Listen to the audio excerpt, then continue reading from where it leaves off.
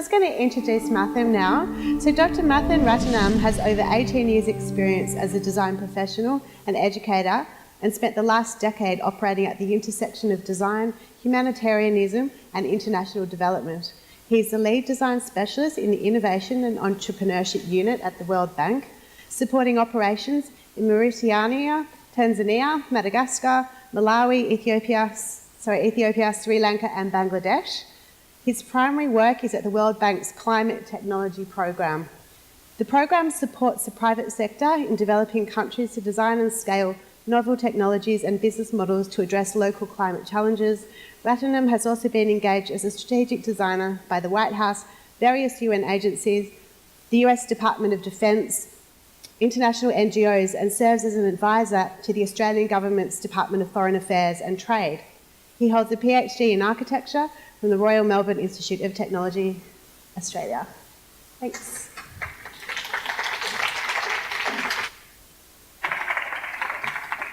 Hey. Let me first begin by just adding my voice and recognising the traditional custodians of the land. To be honest, it's so wonderful to be back in the country after being away so long, and it's an honour just to be able to say that again. I also want to thank the Vivid organisers and Kerry and Jax. It's a real privilege to be following those inspiring stories and messages as well. When Jax asked me to come in and share a little bit about some of the work I do, I didn't know how to kind of frame it because I was so in the weeds with it. And I thought, well, I could tell a couple of stories. I could talk about it academically, but that would probably put you all to sleep. I could talk about it in a very kind of abstract way. And so I'm going to try and do a little bit of all of that, like the buffet table, and try not to butcher it and make a mess out of it. But let me begin by just maybe starting with the long view, which is kind of the personal story. That's me in the middle between my mum and my grandma. I was born in northern Sri Lanka in the conflict zone. So the Sri Lanka, it's out of the war now, but it had seen a fairly brutal conflict for about almost 3 decades. I was about 5 years old at the time, but my dad always worked really hard, and the reason why he's not in this picture is that he had just migrated to Australia because he was very dedicated to his studies, and he earned himself a PhD, a scholarship to do his PhD at University of Western Australia, and then we followed shortly after. I've always been grateful for my dad's dedication to his studies. It's also why I've been a professor, and my brother and I are now both second-generation PhDs as well. And I'd say that it's really about just knowing what the full affordances of great education offers, and this is a country that does offer great education. I've also gone on to now become advisor to DFAT and working on a new education program that also engages with the education sector of DFAT, and in there, that's where the Colombo Plant lives. Some of you may have heard of it. The Colombo Plant holds a very special place for me because that was the scholarship that my dad came to Australia on. So it's nice to be able to, it's just a real honour to be able to go back 40 years later and be able to contribute to something that's been so transformative to my life and the life of all my family. So I'm going to shift gears a little bit and maybe talk about this work in terms of how to maybe hold a mental model for working with some of these sort of complex spaces and what design brings to it. And so Jax did a great job of introducing systems thinking and design and complexity. So I want to talk about maybe a way to bridge between them. And I find that thinking about it in scales is really helpful. So what I mean by that is, let's think of things that happen at the micro level or the one-to-one level and up to the macro level. And I'm going to use an example just analogously that we can sort of think through to wrap our heads around it. So I've been living in New York for about 12 years and moved back recently. And one of the things they try to do is introduce a lot more biking into the city. So if you are looking at biking and you want to see it flourish, You might start off with a product designer who works on designing the perfect bicycle for the public, custom designed for New York. So that's everything from the weather conditions going from really hot, humid August all the way to the snowstorms in the winter. It's also about the road conditions and everything else that's going on. And they might be working in a very granular one-to-one detail. But that's not enough to encourage biking, even if you have the perfect bike, because then there's the security issue. So what do you lock it up to? How do you actually move around? I mean, so you might start to bring in an architect to think about, okay, let's start to design some street infrastructure or storage spaces for this. Well, that might be okay in terms of point A and B and the instrument, but honestly, in New York, you've got to be a little bit psychotic to ride a bike. And so how do you start to think about traffic and creating safety zones for cyclists? So you might bring in an urban designer at that point, or a traffic designer. And then you start to go up to another scale, even higher. And you think, well, it's one thing just to think of it very much through the lens of safety, but really why people love riding is just the experiences we all had as children learning to ride a bike. It was just wonderful. And how do you recreate those experiences again of being outdoors and seeing the world anew? But also, how do you connect that to other transportation systems that already exist, like the trains and the ferry system and so on? How does the bicycle move through there? And so you might think of, I guess, even landscape architects at this point, because you're thinking, how do they move through the parks, along waterways, and so on? And then when you go another level up, what you're really seeing is the designing of policy. So policymakers in the Department of Transportation might think, well, do we need to subsidize bicycle helmets in order to encourage people to get on bikes? And then right up at the top level, it's more like you're designing a campaign. So how do you motivate people? Talk about the value of biking for your health, for the environment, from congestion and traffic. So it has all these both social, personal, and environmental goals.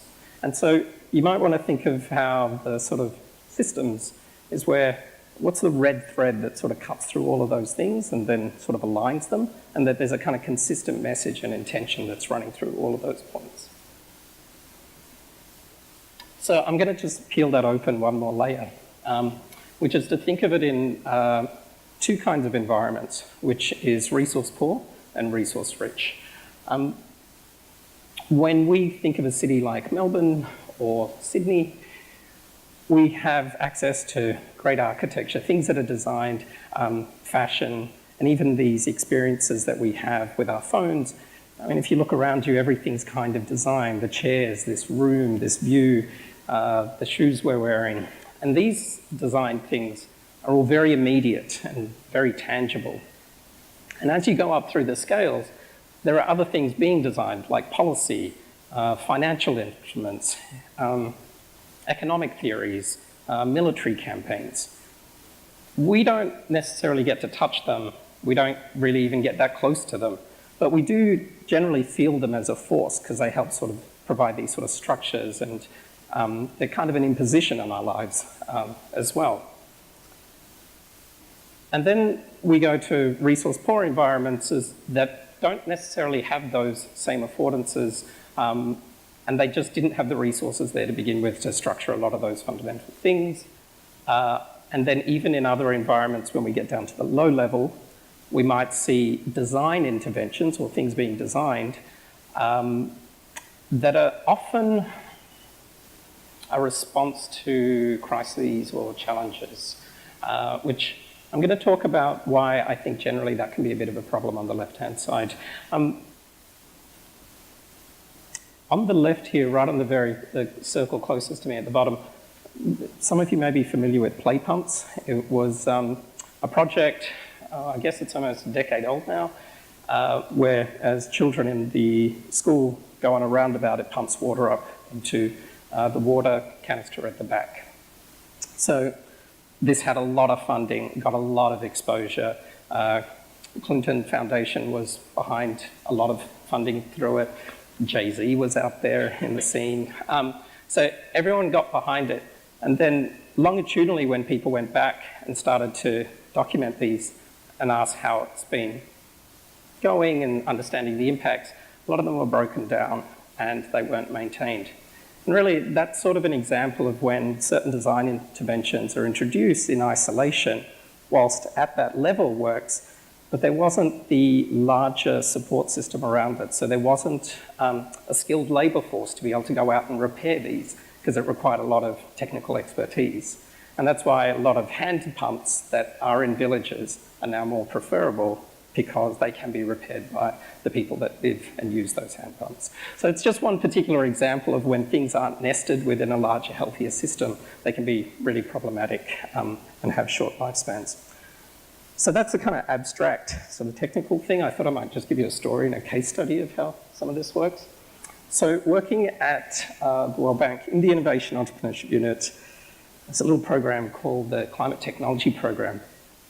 And what had happened, I suppose, about 5 years ago, or halfway through our program, we realized that with the Sustainable Development Goals, a lot of the governments in developing countries weren't going to be able to meet those goals, especially those things that are climate related. The real challenge is that it's paradoxically the countries that contribute the least to the cause of climate change are affected most greatly by it. And so without the ability to be able to respond to a lot of those enormous changes, our thinking was, well, a climate problem is also a climate opportunity if we think of it as a climate market. So how do we mobilize the private sector to help us achieve development goals? So our thinking was, if we could look at the introduction of off-grid solar and micro-hydro and pico-grid systems in the energy space, look at climate-smart agriculture, like everything from solar-powered irrigation to drought-resilient or flood-resilient seed varieties, ecotourism, agriculture, all of these sectors were there. And for a lot of places, they could be introduced more cheaply. But we thought, if we can support those kinds of businesses, that means as those businesses are scaling, they're not only having climate benefits, but there's also economic development happening at the same time.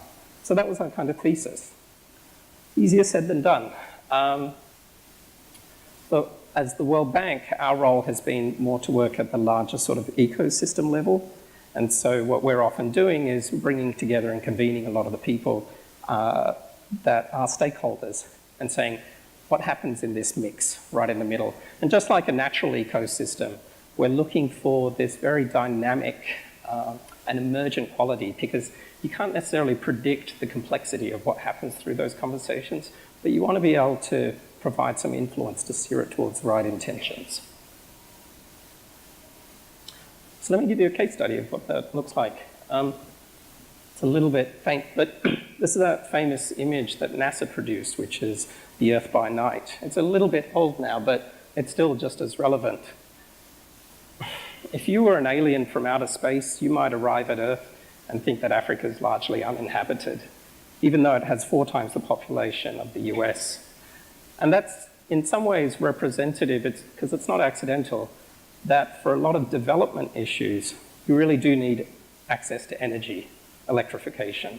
I mean, a lot of things that we take for granted, I mean, we all bemoan when our battery runs out, we can't find a charge cable on us, but if you don't have access to electricity generally, development is just not going to happen that rapidly.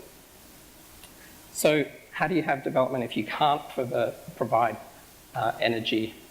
And in one of those countries, Malawi, it's about 18 plus million people as a population. It's one of the poorer countries in the world by GDP standards. And 90% of the population don't have access to the electricity grid. It's really just people in the capital in the long way. And tragically, and this is a photo I was taking outside the windows we're driving, because of settlement patterns, that they're largely about like 12, 15 houses in patches, you can live under the power lines but not get access to electricity. And there's something really troubling about that.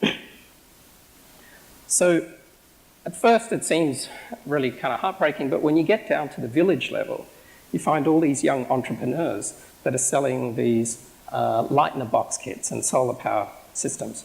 Because the reality is, the actual infrastructure, the grid, for that to be extended, one, at its current rate, wouldn't get there for decades, and two, it's not even worth investing in because that's old technology and old structures that are just too expensive anyhow. So really the best solution in all directions is to think about off-grid energy. And so here we have a person who is a young entrepreneur. I've got the little light in a box, a couple of LED lights, small solar panel, the one on the table, and that's enough overnight to keep some basic lighting on in the house, but also charge a mobile phone. Mobile phone penetration is really high. It's about 90% across Africa. It's been one of the biggest development impacts. And something that the private sector own, not necessarily the development community. So what happens is people have been charging them through their vehicles or through diesel fuel, which is not great for the environment. So there are these sorts of options that are having this sort of pull effect. The panel in the back is the kind that might, I don't know, recharge a couple of laptops or something overnight. So we were wondering, why are these businesses staying small? Why are they not spreading? Why are they not taking off? Because they're just fantastic. So we brought a bunch of them together. And so these are some entrepreneurs that are all working in off-grid solar. And we asked the story about what's going on, but we also convened together at that same workshop people from government, people from civil society, people from banking and finance. And on the first day, we asked them to put themselves at the center, and we broke them up into their tribes. So at each table, we had one table of entrepreneurs, another table of government folk, and another table of banking and finance, and said, put yourself at the center. What does this system look like around you? And what are the transactions and relationships that are happening? And where is it breaking down? What's the problem? I'm giving you the rush version, but this was like a day-long version and a day-long workshop. And so then they started drawing their sort of mental models and representing them for us. And we took them through it and asked sort of step-by-step sort of questions. When we at the end of the day, we had like a science fair sort of exhibition. So we just moved from tabletop to tabletop and asked people to explain how they saw their system. And you can see from these representations alone that they see the world very differently. And that's the first point, is just to be able to recognize how someone else exists in this world, even though their systems interact. Let me begin with the entrepreneurs and the way they talked about it. So when they presented, they were like, we can't work with banks because their interest rates start at 35 and go to 42% per year. I know you thought your student loans were bad, but that's something else. And when you're trying to work in off-grid energy, it takes a while for that repayment to happen. So you don't have the margins there to be able to repay those loans in a fast enough time rate. And so there was a lot of suspicions about banks because they were like, you don't want to give me a loan, and I don't trust you because you're going to give all my information to the government and they're going to overtax me and so on. And then, of course, they're saying, and the government doesn't provide anything. They don't make it easier for us to start businesses. It's so difficult. I have to drive to the capital to submit my paperwork. And then, of course, you get the government folks that talk, and they're like, well, look at the challenges that we have.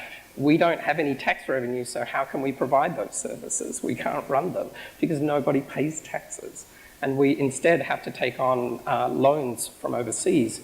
And over 40% of our GDP is based on donor dollars. So they're really struggling as well and quite limited. And when you go to the finance folks, because they were saying, don't come to us about the finance problem, that's one for the banks. But then you go to the finance folks and they're like, well, look at all the different ways that we're regulated. I mean, our loans start at 35%, but our margin is still 3% like any bank anywhere in the world because government is, one, letting inflation run out of control, and we can't control that.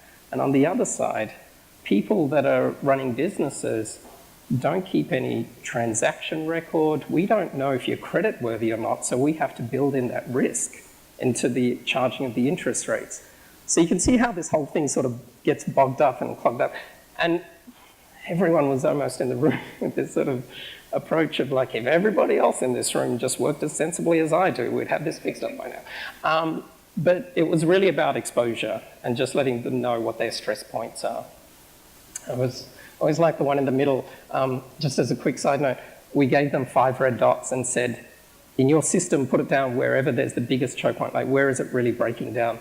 And someone from the government came back to us and said, can we have more dots? And I said no, and so then they drew red dots in. Anyway, so it was a really frustrating conversation, but it's the kind of frustration that has that sort of rupture effect that you want to have at the end of the day. People were feeling a bit despondent, but then it was our responsibility to turn that conversation around. The next day we had them come in, and every table had to have someone representing government, someone representing an entrepreneurial community, someone representing banking and finance. So this is 2 entrepreneurs on the left here. The gentleman in the suit is, I think, the Minister for Rural Affairs. And the lady in the bottom right corner is one of the managers from one of the national banks. And they managed to conceptually, at least, through that day, trying to constantly re-engineer how this could work. Went through a lot of sort of paper prototyping and experiments to sketch out an instrument that did actually lower the interest rate down to 10% that they could sort of agree on. Now, it was a paper sketch, but at least that started to move the needle, and they could go off and try and experiment and see if that could actually get traction.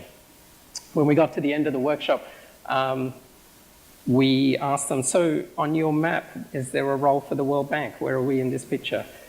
And there was kind of silence, which is actually a good thing. And one of them said, actually this, just the convening of these conversations. Because as an entrepreneur, I don't get a chance to speak to any minister, and I definitely don't get this level of access to someone at a bank who can make decisions.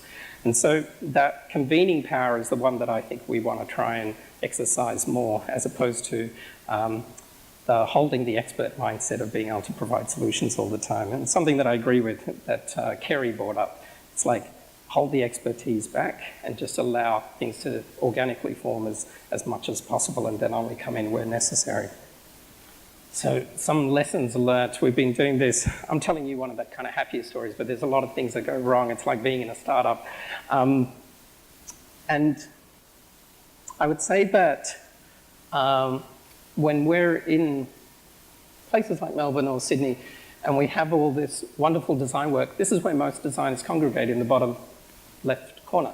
And that's great, and we need to keep that work going, because that is the front line of how people experience design. Like, that's the high-touch design interactions, and I would never want to lose that. And the kind of material intelligence that comes with being able to design in that way. So I'd like to think that those markets are still going to go healthy and move forward. In the upper right, I think many of us know that in government, they're really struggling to keep up with the amount of change that's happening in society. These ministries and departments were formed 60 years ago when the world looked very different under a different mandate.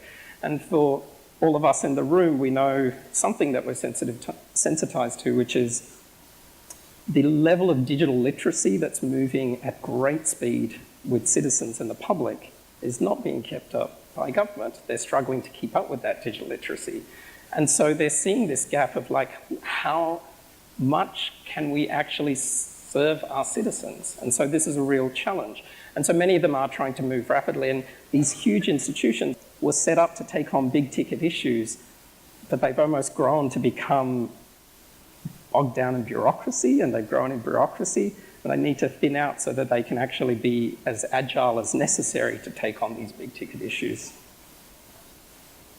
Over here, I'd say these institutions, some of them don't exist. Some of these organizations don't exist. It's not necessarily a problem, that's also an opportunity, because it means that when we think about development, it's often framed in a way of like, how do we get other countries or cities to catch up?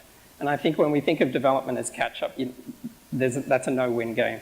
But development really should be leapfrogging over. Why would you want someone to go through the same burdens and troubles that others are already confronting, when if those things haven't been invented, you have all these new affordances of being able to move ahead really quickly. The last one down here is how to really build the capacities, and something that Kerry touched on as well, which is you've got change makers, you've got people that have the most skin in the game working locally. And so in what ways are you building their capacities around their needs so that they can demonstrate a lot more agency and certainly the leadership that we kind of come to and interact with in our work as well.